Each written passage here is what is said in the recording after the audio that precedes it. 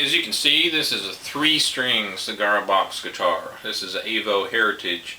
This box originally opened up in the middle, and the two sides opened up opposite directions. And I took the lid off and put the two sides together.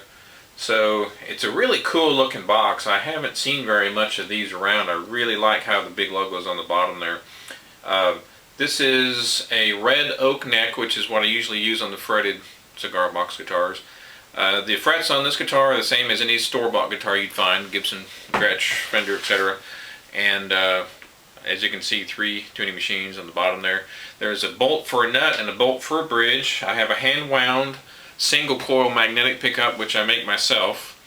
And the strings are held on with 3 screws on the end, old school style. 3 bolts holding the lid in.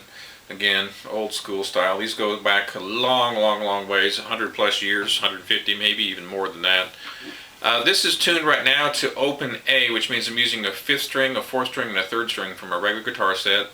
The 5th string is tuned to A, just like it normally would be. The D string, which would be the 4th string, is tuned up to E, and the 3rd string of a regular guitar set, which is the 1st string, on this one is tuned to A. So basically it's A, E, A. You have a low A, an E, and a high A. And you don't have to tune it open. You can tune it however you like. You can tune it to a minor chord. You can tune it just like a regular guitar. There's a lot of, not a lot, there's a million different ways to tune these guitars. This guitar here has a really good sound, and I attribute that mostly to the wood. This is, I don't know what kind of wood it is, but it's very cedar-like. I know it's not cedar, but it's got a really good sound to it. It sustains really well, and you can plug it into any amp. You don't have to have any kind of special amp. Plug it into a Marshall stack, whatever. I mean, it's an electric guitar. Electric guitars can be plugged into any amp, and this is no different. And I play myself. I play rock and blues on these. Sometimes I'll play a little bit of country, but you can play whatever kind of music that you like.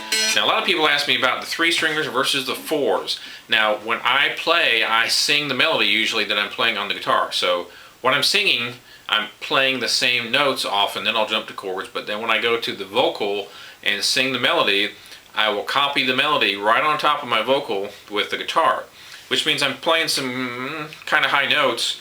Not really high, but you know, not up here. But with a 4-stringer, I can hit those notes within the first 3, 4, 5 frets. So I don't have to be jumping all over the place to hit those. So I prefer a 4 for that reason.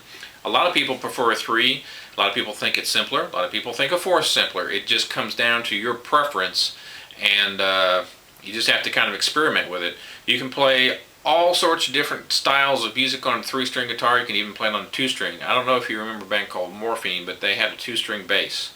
And that's all he had for the entire history of the band. And he played some pretty amazing things on that 2-string bass.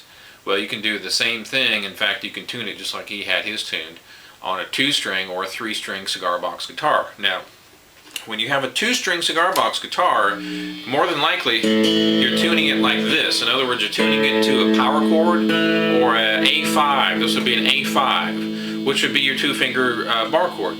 And the top string here is just another A, so you have 2 A's. So you don't even need that top string.